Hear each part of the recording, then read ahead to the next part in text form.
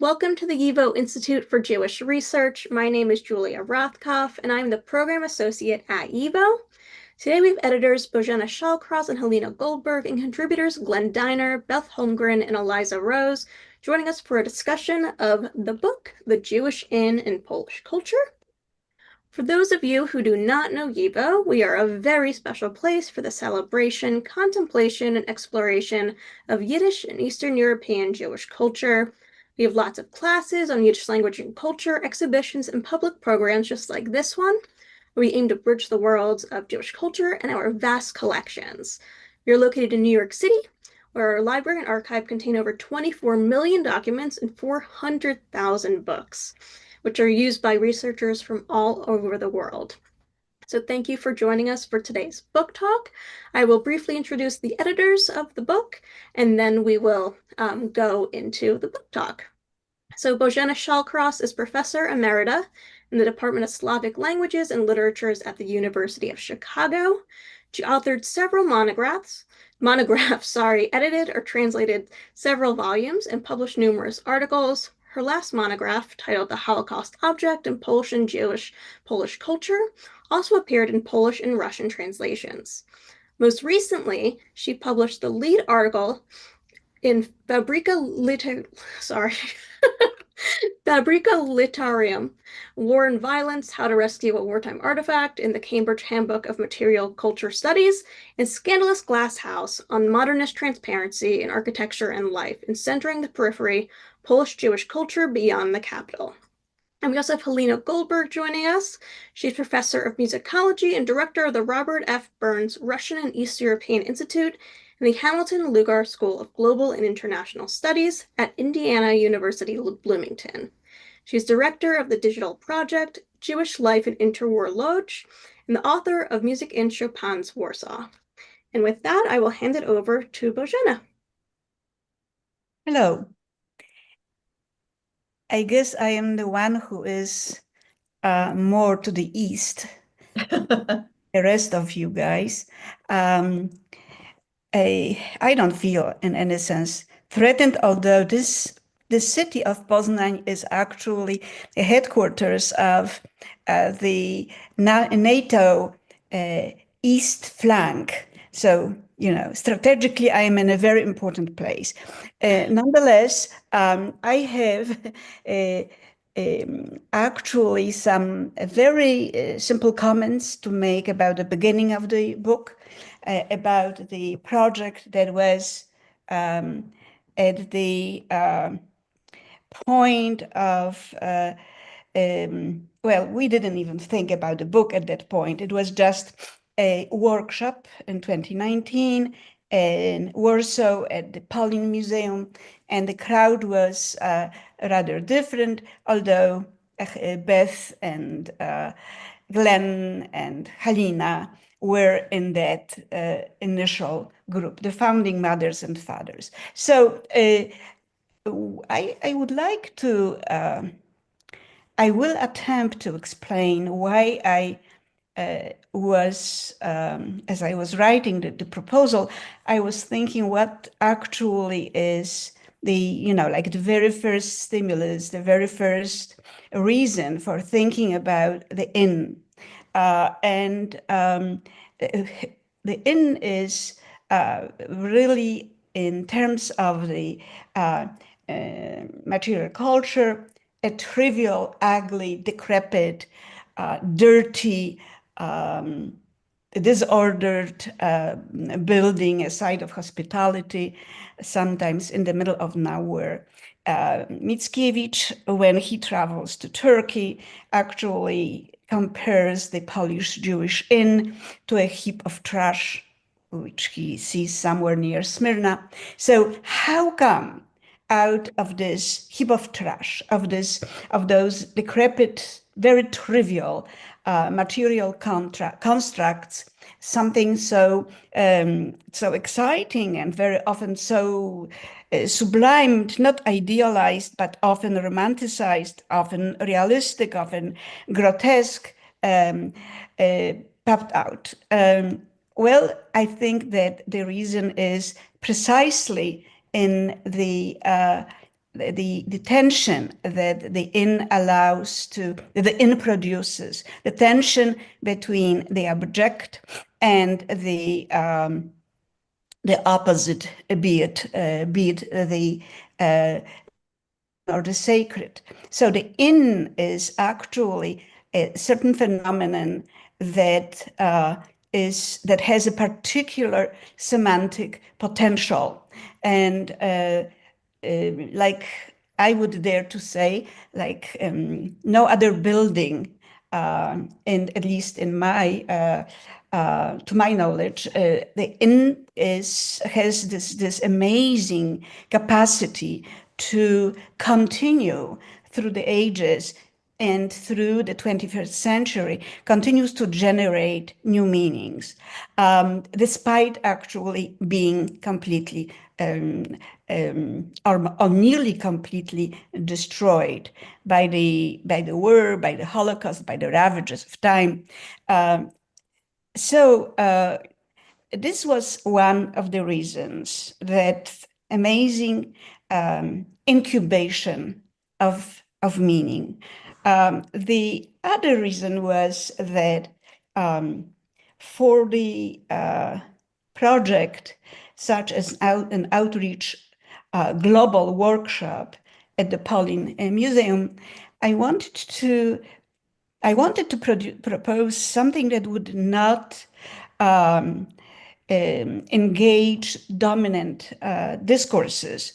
And by the dominant discourses, I of course mean the Holocaust discourse, and less obviously so an array of emancipatory discourses such as feminism.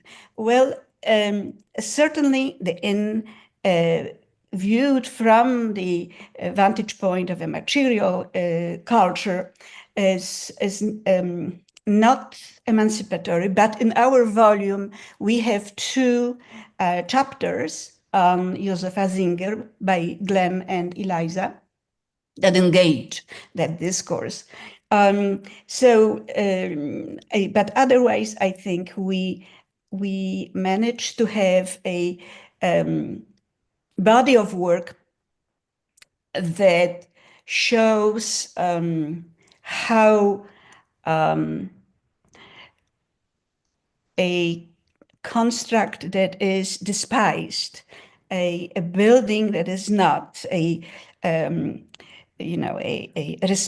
respectable apartment house in in the center of Warsaw, or is not a synagogue, and how such a building actually is elevated to the position of the tributary of the approaches that you can see in the book.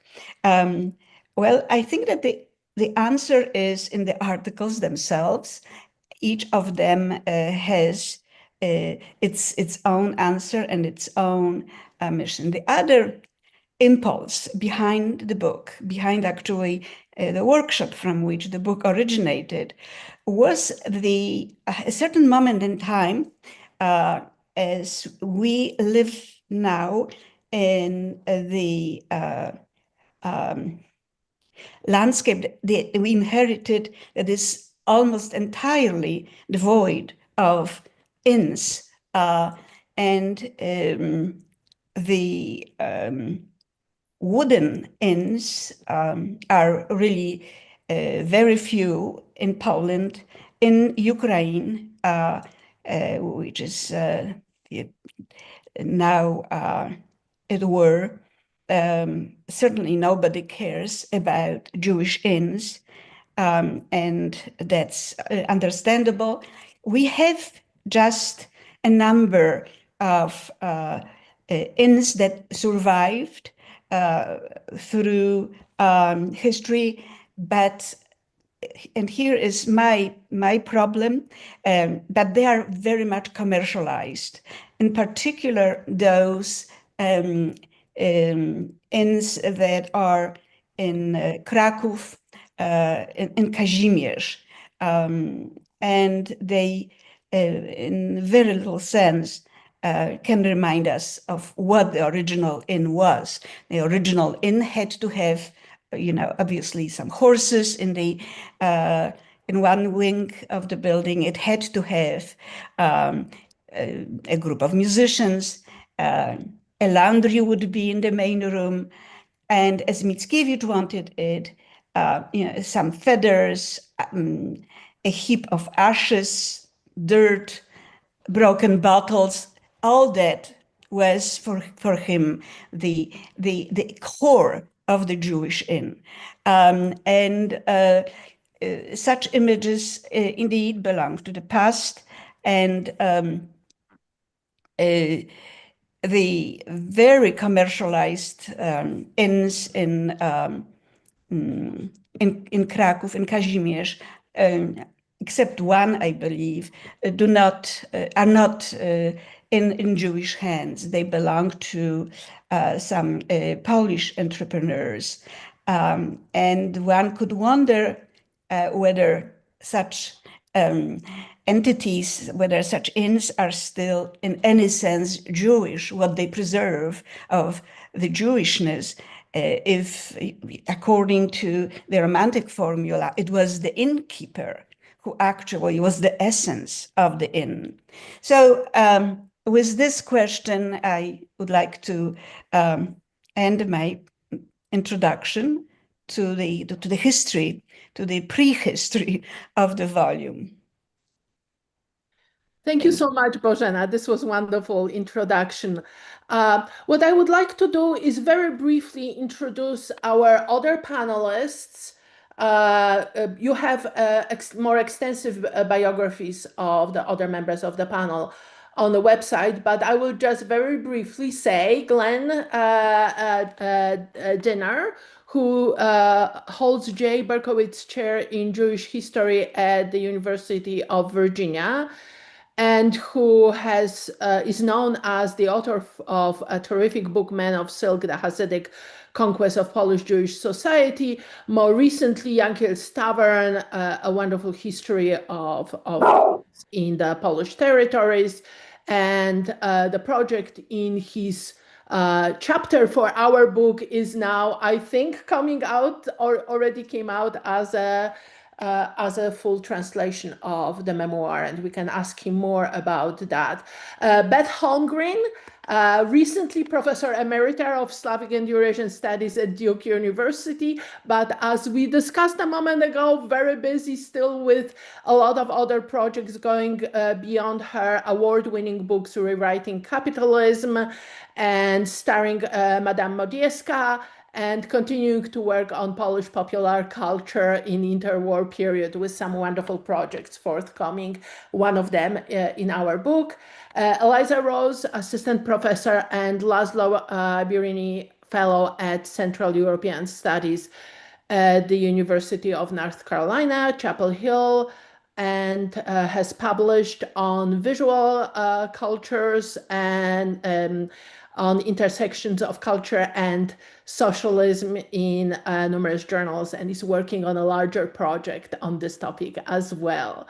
So this is just a quick introduction to who my colleagues here are, and what we would like to do now is give you a little taste of four of the chapters from our book. So I will start briefly with my chapter, and we will then go to Bożena, and then the following, I will just check my order to make sure that Halina, Bożena, Beth, Glenn, and Eliza. That's what we decided. So I will start first, and I will share with you a PowerPoint. I will show you just a few elements from our PowerPoint. So let's start with this. This was the starting point for my chapter. A performance of a ballet titled Karczma, which is, of course, the Polish word for inn. And this was performed in 1921 in Warsaw at the National Theatre, which at the time was called the Grand Theatre. And this is a topic that has been addressed previously in literature, especially by Honosh Maruk and by Brett Werb. But my contribution here was actually to go back in time and to track this topic back to the late 18th and early 19th centuries and kind of take it throughout the 19th century. This particular performance, which took place in 1921, resulted in a great commotion at the theater. There were Jewish students protesting. There was, of course, a response of the non-Jewish members of the audience who were appalled by the protest. Police were called in, and you have a couple of examples of what was appeared to narrate the events on the following day in Polish language and Yiddish language press. So I went back all the way to the late 18th century, the first national opera on Polish national topic involving Polish national dances by Jan Stefani and Wojciech Bogusławski, also very often referenced as the father of the Polish National Theatre, and realized that the inn is present in that first opera, its remake in 1816, the very first version of this ballet in 1823, and all subsequent remakes that went on throughout the 19th century. And there's some wonderful iconographic evidence of the inn being present. There are also verbal descriptions in the librettos where you have the location indicated very clearly in front of the inn, but then also this kind of visual representations of these various stage works. So with time, not only the inn, but also specifically the Jewish innkeeper and his family start to appear on stage. And I was able to track down performances in the late 19th century of the wedding in Ojców, the ballet of 1823, as is being redone throughout the 19th century. It also includes the Jewish innkeeper, his wife, and very often also the children performing a Jewish dance. And then I have been able to locate among the many, many archival sources that I tapped for this article, a wonderful, completely unknown libretto for a ballet staging that took place in Krakow, and I was also able to track it down that particular staging was performed in other cities, and then it tells us exactly that the Yankel, the Jewish innkeeper, and Ruchla, his wife, were part of the performance, and in what way they appeared specifically in the actual staging of the ballet. So before I leave my topic, I just want to say that this continues throughout 19th century, and it appears in the ballet Pan-Twardowski. This is a score, cover of a score of the ballet with an addition by Lewandowski to the ballet by Sennefeld and some other materials. And I will leave you with just a little bit of a performance from a 20th century staging of an early 20th century version of Pan-Twardowski. Again, with the Jewish dance. This is a photograph from a performance that took place in the 1970s, and also a recording from mid-century of what that dance would have sounded like.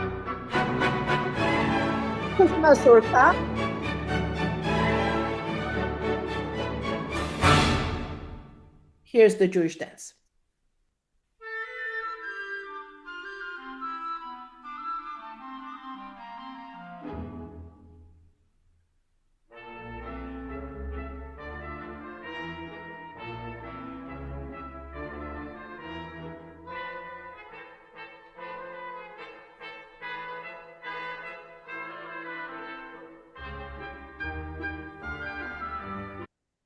I will stop here.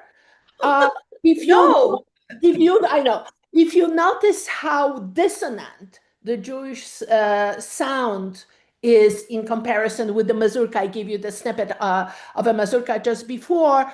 This is kind of the larger topic of how the representations of Jews on stage were not just musically dissonant, but also visually dissonant and culturally dissonant, how the othering worked in the 19th century and in the 20th century version that caused such a big hoopla in the Polish National Theatre in the 1921 production.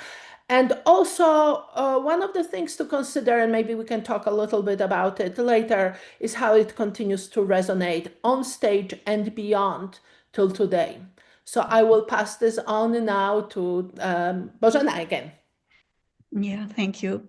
Thank you so much for this very colorful presentation.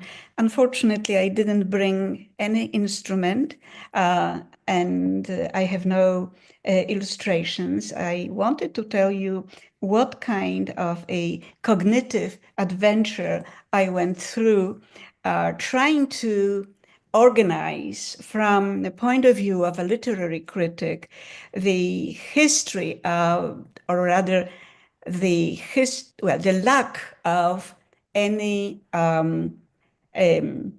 serious interpretation of the Jewish inn in Adam Mickiewicz's Pantadeusz. So this is the not foundational, but really the text about Polishness, about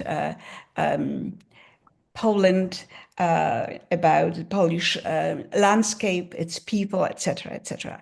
The epic poem, romantic epic poem that, and here is my corrective impulse that I cannot at this point really control. Adam Mickiewicz baptizes, if I may say so, the innkeeper as Yankiel. Gogol makes his Jewish character in the stories of Taras Bulba also Yankiel. And a number of Russianists in the history of writing about Gogol would do everything possible to dissociate Gogol from Mickiewicz. There are numerous connections between them, including the fact that Gogol visited Mickiewicz when he was in Paris, but needless to say that they knew each other. I really don't want to get into this kind of a cliche probing of the impact that Mickiewicz had on numerous romantic writers from America to Russia.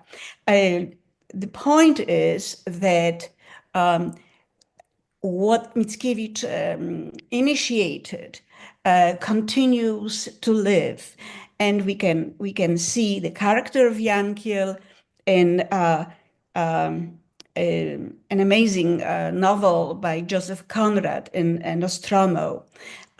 So it is the innkeeper that is being revived, and very often also in a malicious way. The connection between the innkeeper and the inn under Mickiewicz's pen is truly spiritual. it is a sort of a spiritual symbiosis that exists there in this in Pantadeus. What some of the readers of my chapter considered a close reading of the inn, I would like to call an interpretation. A close reading is really this is the ABC of understanding or getting to know a text. An interpretation offers a certain strong perspective that does not hesitate to be subjective. In my chapter, I tried to show the very few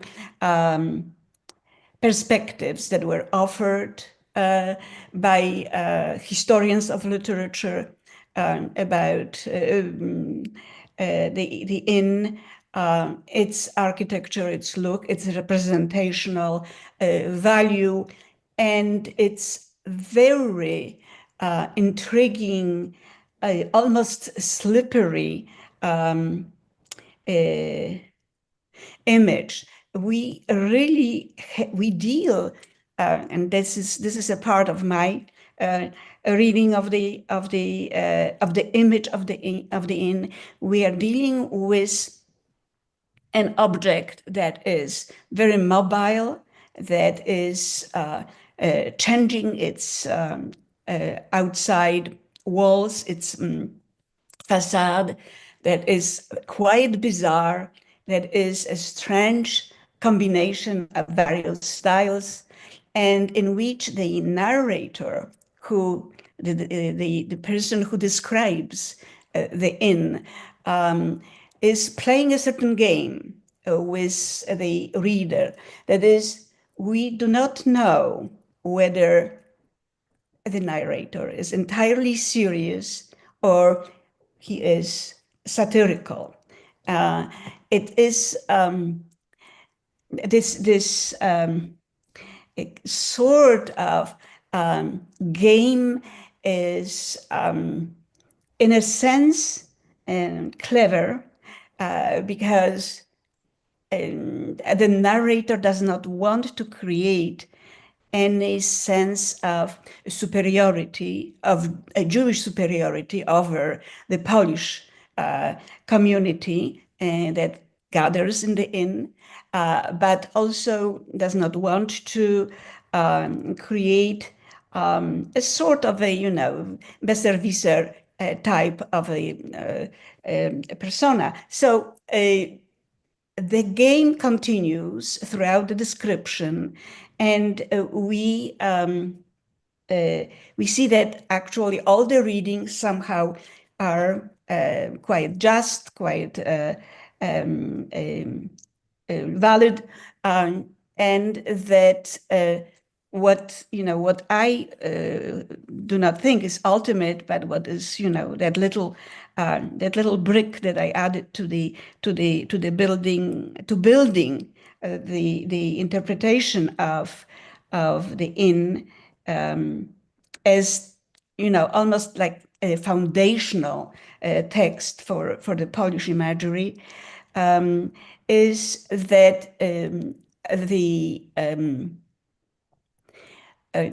purpose of the satirical approach, the purpose of saying certain things that may insult Poles or certain things that may insult the Jews, is exactly to not insult anybody, to create a constant sort of a cleansing, cathartic tension.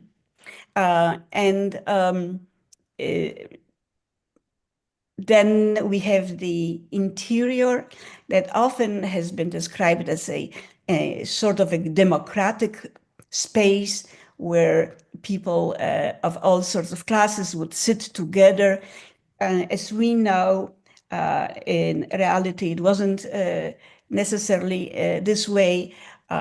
People who were rich and who happened to, well, imagine Count Zygmunt Krasiński, one of the most traveled and most intelligent among Polish romantics, to stop in an inn near Kraków. He would certainly not sit among peasants. He would have a separate room, and usually it would be the bedroom of the innkeeper. He would give it up for the night. So it wasn't a democratic space, but it was a space that accommodated everybody. That was the principle. So we have as the principle a certain openness of the building and of the whole business that is performed there. Bożena, just in the My interest time? of time, yeah. Can you just say your sentence? I am about to finish. So here is another of those inner paradoxes of the inn that I just wanted to point out. Okay, thank you. Thank you very much. Thank you, Bożena. And I am reminding the panelists, let's try to keep it to 5 minutes or so, so there is time for more conversation and Q&A. I think the next person is Beth. Yes, it can also be Glenn or Eliza, whichever you prefer, but I will. I remember discussing this project with Bożena in the Charles de Gaulle airport as I was going to Poland, and we were talking about how you would develop this. And I said, at that time, I was very interested in sort of doing a sort of general human eye level portrait of Warsaw. And I wanted to, I was very interested in finding out who lived where, what was going on, and especially in the 1880s, what happened to Jewish immigrants coming from, basically being driven out from the East and coming to Warsaw as the one place that they could settle, only in the way that there'd probably be feathers and other kinds of dirt in the place that they would be, but it would be city dirt and city feathers. So, what my particular take on this was to look at how Jews from the shtetls, and also both Litvacy and the Hasidic Jews who were predominantly in Warsaw, I mean, how they both integrated into a city, and the only way that they could integrate into that city was via the courtyards that they all lived in, because everybody lived in tenements, and they would see they would have different vendors coming in, they would have different people who were coming in. Essentially, people were coming to them as opposed to them going to an inn where they would try to get, whatever saddle soap or other things to anything that they wanted to buy came to them. And so in a sense, the world of Warsaw, or lower class Warsaw, came to them, and then entertainments came to them. And the entertainments involved everything from singers to, people who blind singers, to people who did acrobatic work. And that became a very important thing. And so the main source material that I found for doing this, and this is something that I really wanted to do because I wanted to reach out to precisely, I mean, I just came back from a group where I was giving an alumni tour for the people from Duke who knew nothing about Eastern Europe, is to say, this is what Warsaw looked like. This is how Jews were settled in one place, but not only in one place. And I remember talking to the director of the Warsaw Museum, the Museum Warszawy, and she explained to me, that the Citadel stopped Warsaw there, that the Wisła stopped there was flooding. And then I said, so where were the Jews? Can you tell me? And she was explaining to me the north sections and then the South sections, which were mostly assimilated, acculturated Jews who were trying to be part of a Polish conversation, part of a Polish society, and yet it was still an uneasy existence. And anyone who was coming from the North would be seen as a betrayer of the Jewish cause, etc. But it was fascinating for me because all I wanted to do was write a history of Warsaw in the 1880s and 1890s. That's what I wanted to do. And I was particularly interested in the Jewish experience and how they learned they learned again a different kind of oppression, but they also learned about different types that for them were empowering or freeing because they could move all over the city. That this wasn't again just the shtetl. It wasn't just the inn. It wasn't just the shul. It was for them they could shop. So many of the first person sources that I had were from boys, Jewish boys who were saying, I could go there, I could go there. I had one boy where I had to cut this off. I was going to put this in, and I never told you about this, Bożena, where I was talking about God, Hertz, who was following the building of the sewers in Warsaw. I mean, he and all of his friends were going through the sewers and saying, isn't this amazing? What a feat, but it really stinks down here. So this was the kind of thing that I was interested in. And so there's a lot of first person quotation so that I could get as much of a fresh impression, which of course was filtered, which of course was redone, because again, any memoir is going to be in some way not fabricated, but reconstructed from memory and also for publication.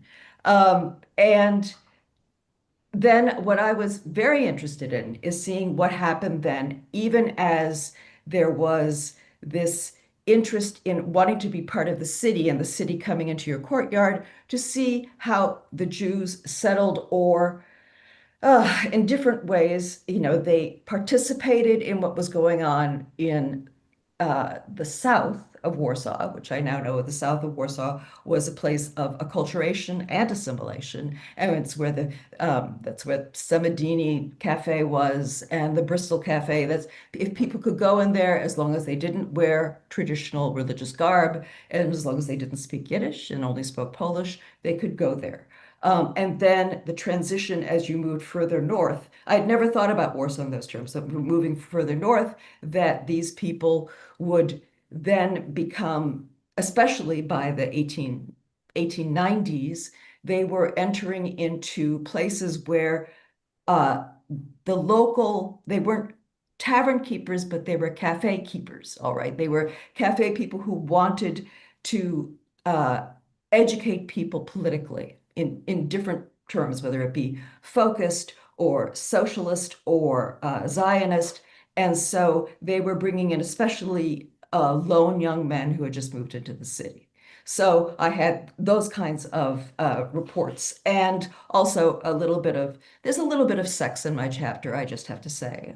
So I mean, if you're looking for the hot parts, I have a few, but there is a case where, and somebody pointed this out when I was doing the revision, women who served in cafes were often seen as potential, these are for lonely young men who have just moved into the city and they think, well, maybe she works on the side. She's not just a kelnerka. She's not just a waitress. So for me, this was the beginning of what I hoped would be a larger study of Warsaw. And I stopped with Jewish Warsaw because it was so fascinating and I wished I could have done more.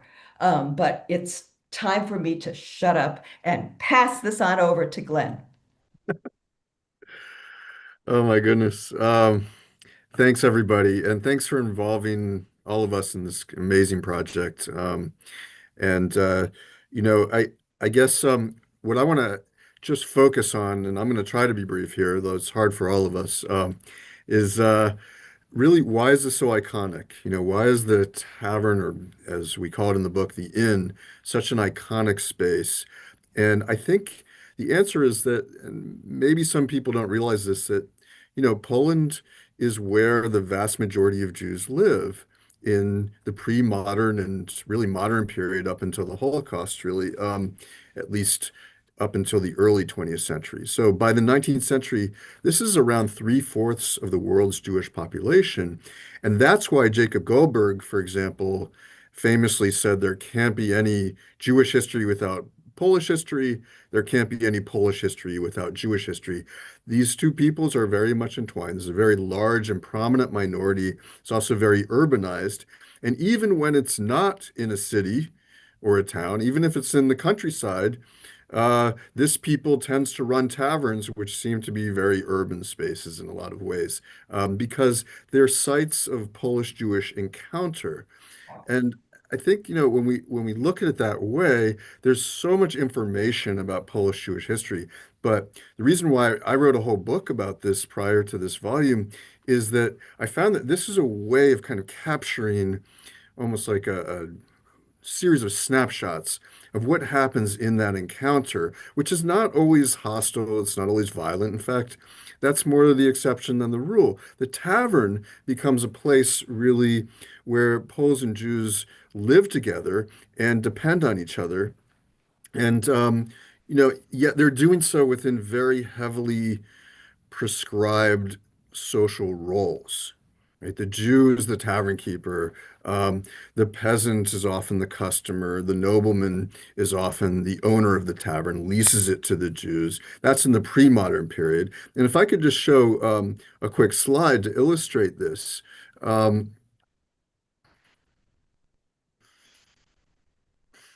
Let's see if that's happening. I don't know. Is anybody seeing anything? Oh, you Yes. do? Great. Okay.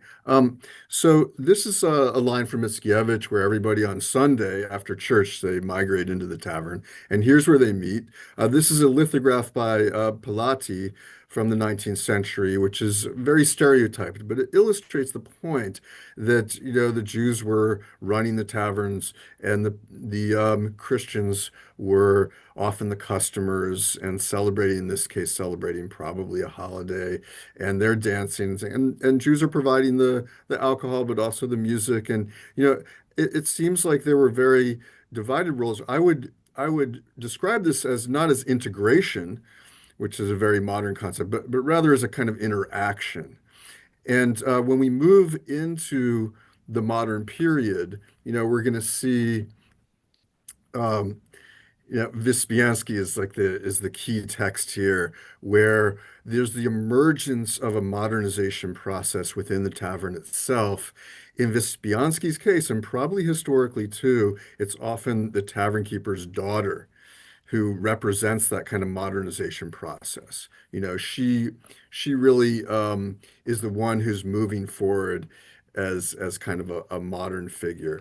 Um, so so that tension, that modernization process only enhances this paradox. And we can think in terms of, as Bożena mentioned, the term paradox is very helpful here because it's a kind of coexistence of opposites or of difference. And yet the paradox is that unlike the marriage that occurs between the Polish elite and the peasant woman, which is what Eliza talks about also in her piece in the book. That's a boundary transgression that's allowed to occur in modernity. In Wyspiański's The Wedding, which everybody should read or see Andrzej Wajda's film if they haven't, it's a little bit difficult to understand, but it's a beautiful work of, really, it's a masterpiece. If you go by that account, it's a meeting, almost like a flirtation between the tavern keeper's daughter and this young Polish poet that's never consummated. That's a boundary that you can't really cross. Now, in real life, the model for Wyspiański's Józefa or Pepe Singer is she really does convert to Christianity, and she is an assimilationist figure, but that doesn't happen in Wyspiański's account, and it doesn't happen in my account because what I discovered really was kind of serendipitous. I discovered a very long diary by a Hasidic tavern keeper's daughter.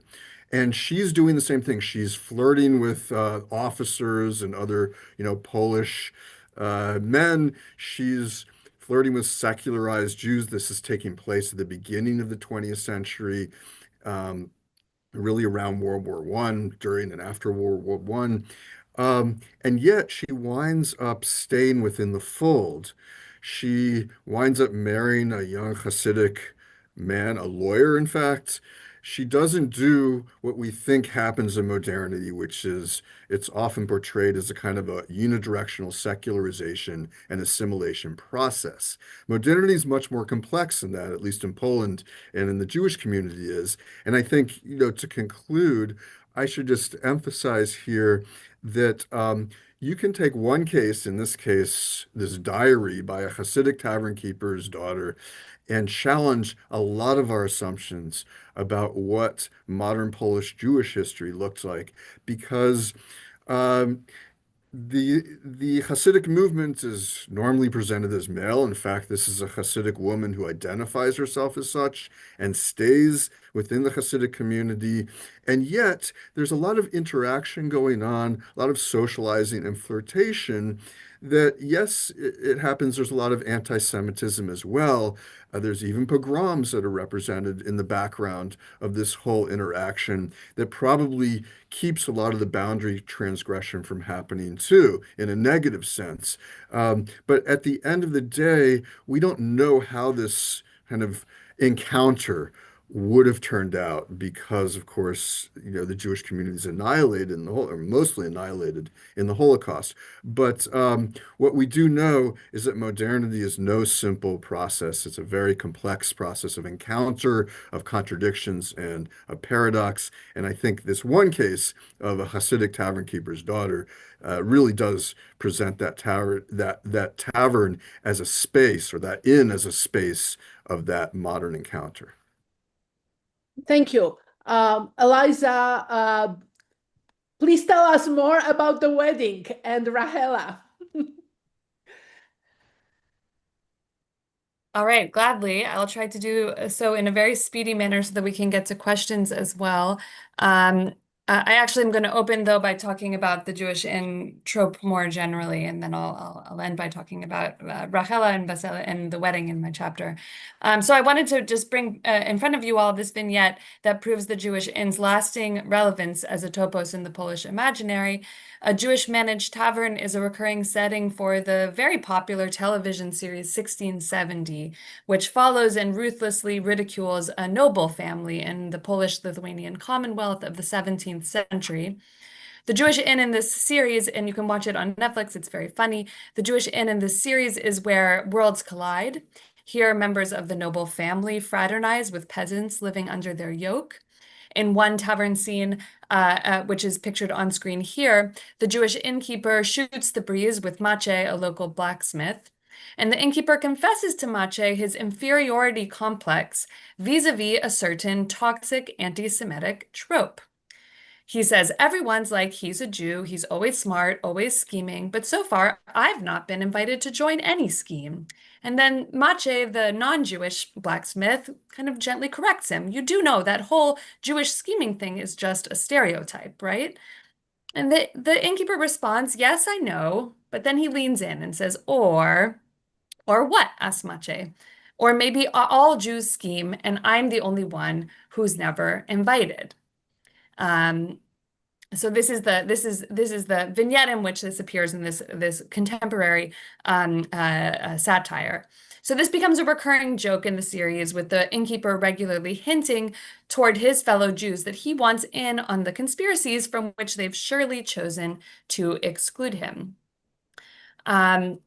And the vignette is funny because it relieves tension in the television show. Some viewers, myself included, may have felt wary prior to this scene about how this widely watched series would represent Jews. Would the creators choose to Would the creators choose to make Jews objects of cruel satire, like the Polish characters on screen? The name of the series is 1670. I'm just seeing that come up in the chat. If not, would the Jewish characters be tiptoed around with cautious sensitivity that only underscores their marginalization? Would their portrayal be nuanced, or would they receive the same caricatured treatment as the show's Polish protagonists? So the creators of 1670 faced a very tricky bind. They could leave Jews out and risk historical inaccuracy and erasure. They could depict Jews via a nuanced realism that is in fact inconsistent with the show's genre and style. Or they could incorporate Jewish stereotypes as satirical fodder. And here, in this scene, the innkeeper seems to hit upon the only acceptable way out of this conundrum. He names, but also falsifies, a harmful anti-Semitic stereotype by recasting it as a fantasy that is unavailable to him precisely because it is unreal. So he names the stereotype, but the stereotype is actually totally falsified by this scene. It is an illusion that he does not have access to. So I see this comic bit as an instructive usage of the Jewish in topos, and that it captures its peculiar dual function as both practice and phantasm, to quote the title of the book we're here to discuss. The Jewish in was the product of a triangular economic configuration defined by common economic interests between Polish Jews and their Gentile neighbors. Such inns, as Bożena Shallcross explains in the book's preface, were typically built by Polish carpenters on lands leased by a non-Jewish landowner to a Jewish innkeeper, who in turn catered to a diverse clientele. These material conditions of coexistence and cooperation produced the Jewish insignificance as a symbolic incubator of Jewish cultural possibility, and there I'm again quoting from Shallcross's preface. The inn represented economically and symbolically the potential for Polish-Jewish integration based on mutual benefit, even if it didn't always make good on that promise. It was an imperfectly democratic space, as Bożena mentioned earlier. At the same time, the Jewish innkeeper, in his recurring iterative appearance throughout the Polish lands, hardened an external perception into what Glenn Dynner describes in his chapter for this volume as an emblem of daily encountered Jewish difference and ostensible backwardness. So in the chapters contributed by Professor Dynner and myself, it is the innkeeper's daughter who breaks free from this trap and embodies in her lifestyle and her life choices the potential integration that is augured by the inn. Put otherwise, if the Jewish innkeeper was made to represent the phantasm of Jewish otherness, then it was his daughter who typically reaped benefits from the inn's material practices, which rested on a logic of common interest between Jews and Poles. So my chapter, which I'll describe all too briefly, considers this dynamic in a literary case study, a play titled Wedding, Wesele, and this is the text from which the film that we've been discussing was adapted. It was written by the Polish modernist Stanisław Wyspiański at the turn of the 20th century. And I argue in the chapter that the non-Jewish author uses the character of an innkeeper's daughter, named here Rachela, to speculate on Jewish membership in what he hoped was soon to be a sovereign Polish nation. Poland at the time was partitioned. Wyspiański's portrait of Rachela is colored by his philo-Semitic fascination and his qualified respect for feminine agency. Throughout the play, Rachela is crudely sized up as an eligible wife by Polish men who draw pleasure from her flirtatious banter but never pursue the match. Meanwhile, Wyspiański endows Rachela herself with speculative power in the form of her poetry. She declares that she is a poet, and her poetry revolves around potential value in unattained objects of desire. So I argue in the chapter that Rachela's future-facing poetics, her kind of poetics of potential value or speculation, link her to the idea of a multi-ethnic sovereign Poland, which was also a mere hypothetical at the time that Wyspiański was writing. The Russian Jewish author Lev Levanda, who once advocated for Jewish assimilation until pogroms of 1881 and 82, once envisioned Jewish Gentile integration as, in his words, the reconciliation of equals, not in the name of some archaic tendencies or illusions, but in the name of a more rational economic modus vivendi, end quote. And the Jewish Inn embodied this promise of a pluralistic Poland, cemented not by sentimental humanism, but by a conscious commitment to mutual welfare based on converging material interests. This promise, which was once embedded in the inn's economic logic, can only be accessed today through the phantasm of Jewish otherness, once embodied by the archetypal innkeeper, and now exacerbated by the 20th century's brutal dematerialization of Jewish life on Polish soil. Thanks, everyone. Thank you.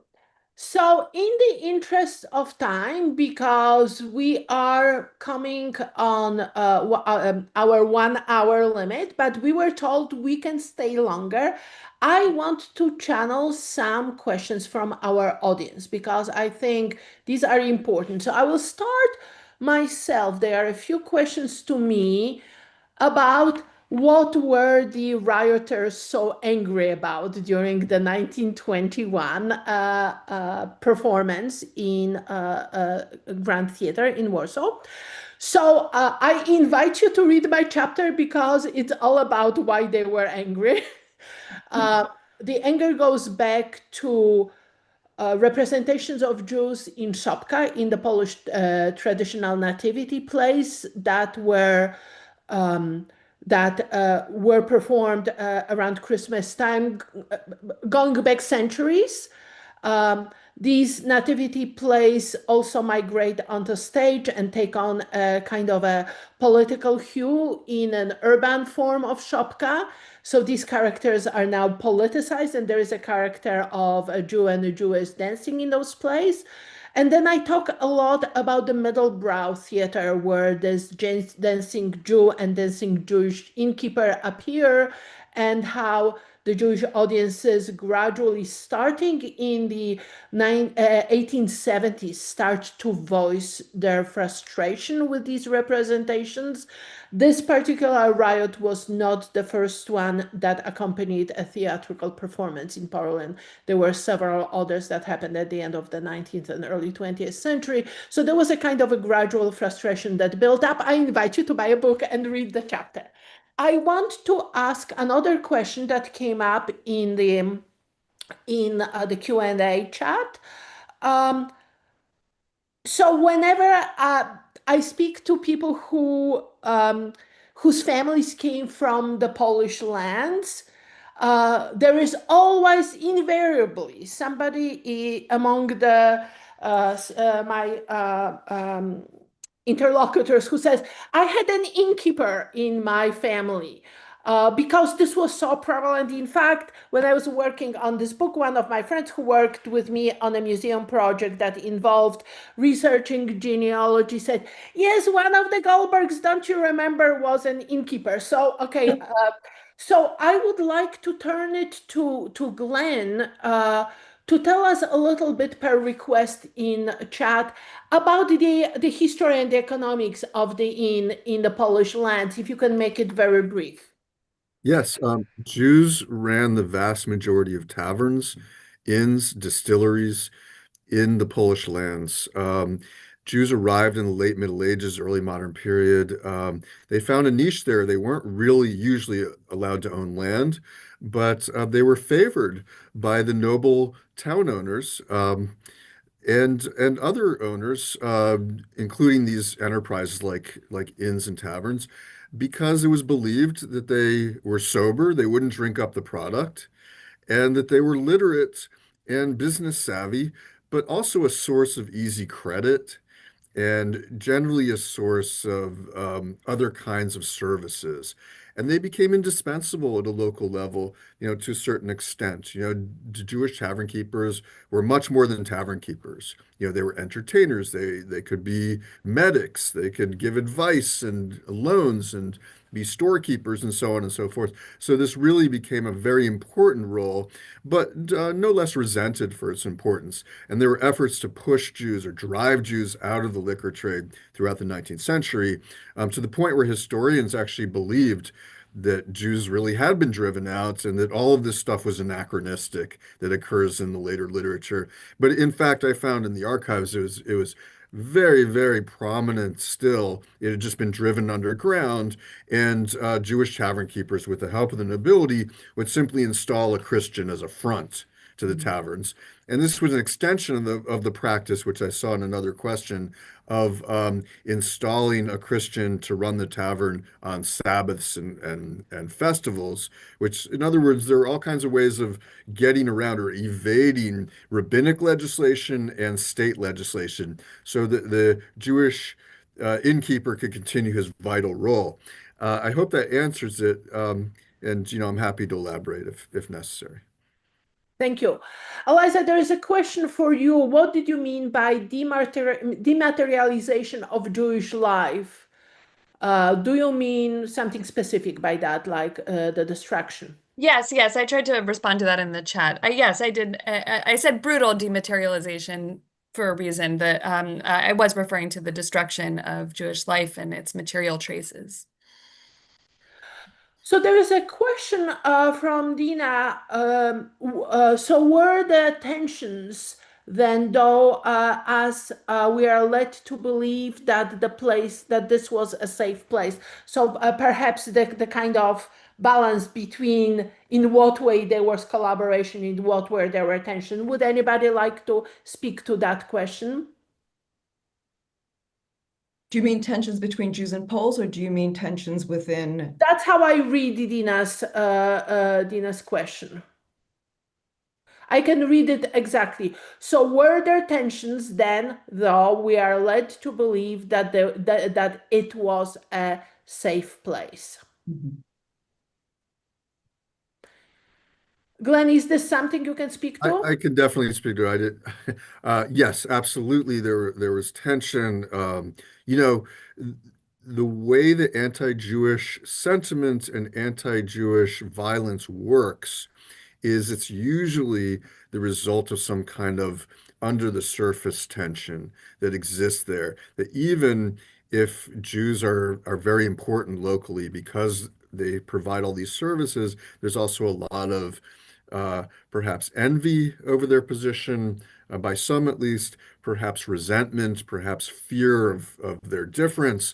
And all of this will come out in a crisis situation. If there is an economic crisis, or even if there's already a wave of anti-Jewish violence, um, it just seems to erupt.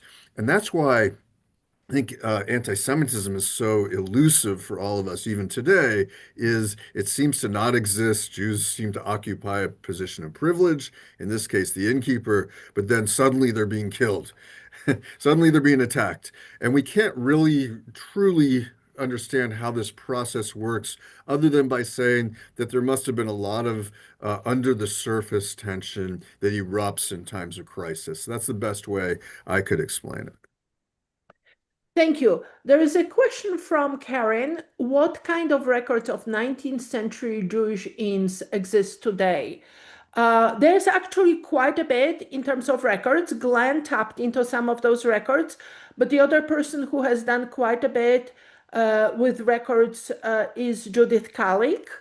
And she also has a chapter in our book that is based on records, legal records, for example, that award the lease to a particular Jewish lease owner, because they were not necessarily owners of the building. These were two separate functions, being a lease keeper and being and a tavern owner. Sometimes they converged, sometimes they did not. And Judith speaks in great detail to the difference between the different functions based on the records that exist in there. And then also birth, marriage, and death records very often identify people by profession. So you can also get a sense of the numbers in the population. And Judith's chapter offers a few of those statistics as well. We don't have that much time left. I want to put a question to the panel. How can our book be used in a teaching context? Mm-hmm. An excellent question, I have to say. So, since you think it's an excellent question, I invite you to start our response to that. Well, it's something, I mean, I think that the book is really fascinating. I think that the book is, it takes this particular phenomenon and it looks at it from different points of view.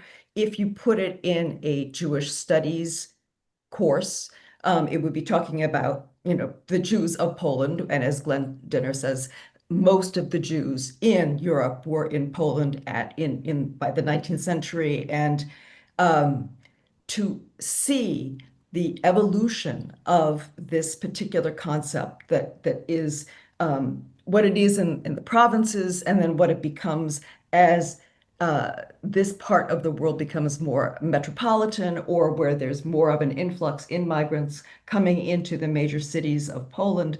I think that this is wonderful. It looks at everything from opera to the making of a klezmer music and the instrumentation. I was looking at some of your pictures and I noticed that somebody had a bagpipe, and I said, that must be a Pole. Why is a Pole in this particular picture? I mean, those kinds of questions. Then moving on to this issue of, and I find it's very interesting that Glenn and Eliza both talk about the innkeeper's or the innkeeper's daughter, whereas the innkeeper's daughter or the innkeeper's wife would be sacrosanct to a certain point and would be able to talk or flirt, perhaps.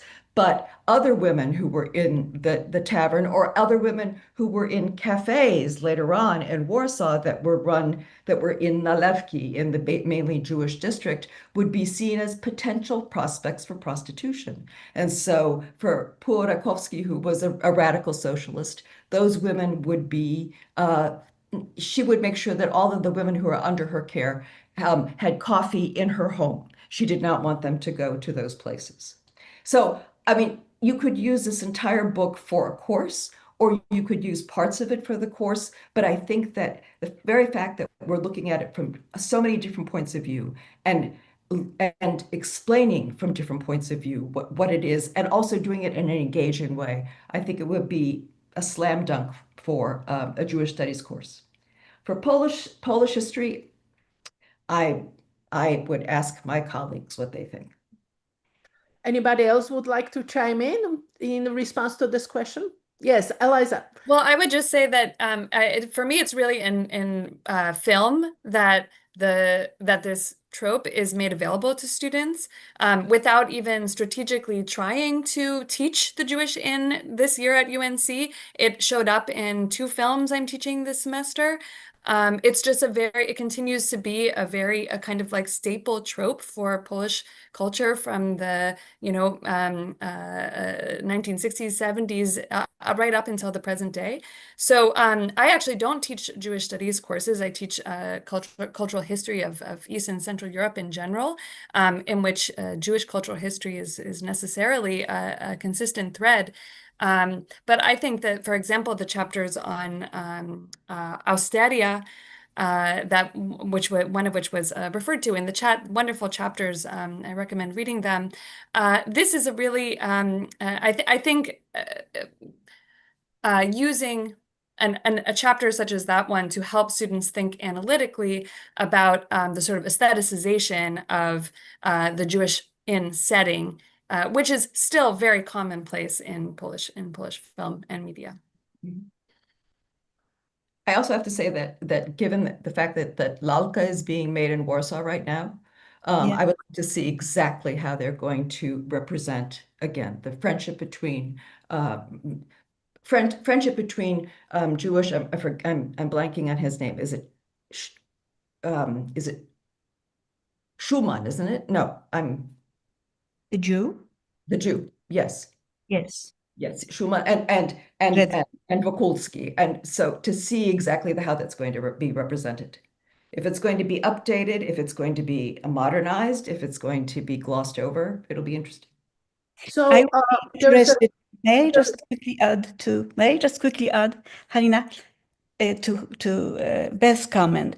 I would really love to know who will be playing the role, a very small role, a cameo role actually, Lalka in the court. during the process of the doll, and the author, the narrator, describes that character that appears there as the most beautiful man that the narrator has ever seen. And yes, and I will spare you details. Just check the doll. His name is Cytryn, and of course he's Polish Jewish. So there's another question here. Did the Inns feature klezmer bands from John? Yes, they did. It featured various kinds of bands, and we have a whole chapter about that as well from Benjamin Vogel, who is a specialist on instrumentarium in the Polish lands, and he was able to track down all kinds of iconographic evidence of who were the performers and what kind of instruments Jewish performers play in there. I will add that 2 of my colleagues have already used my chapter in teaching their classes, and one of them was in Jewish history. Good. And another one was a colleague who is teaching a class in regional studies, area studies in our region.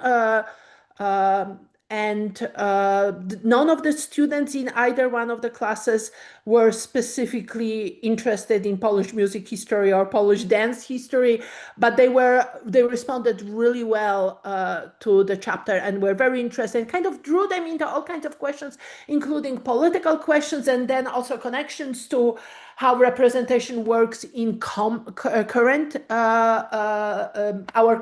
climate right now here, and how some of the anti-Semitic stereotypes are being rediscovered and rearticulated, especially in social media. So I think there are many directions you can go with these chapters.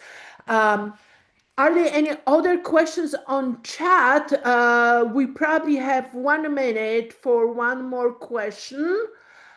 Or anybody else who would like to speak about the potential use of our book in teaching in a classroom. Anybody else who wants to jump in? Okay, I think this would be a good time to conclude, since we are at 2:15 and I'm sure people are running off to their afternoon activities. So I will turn it back to Julia. All right, thank you so much, everyone, for joining. Thank you to our panelists. Again, you can buy The Jewish Inn in Polish Culture through the YIVO store. And we look forward to having you join us at the next program. Thank you.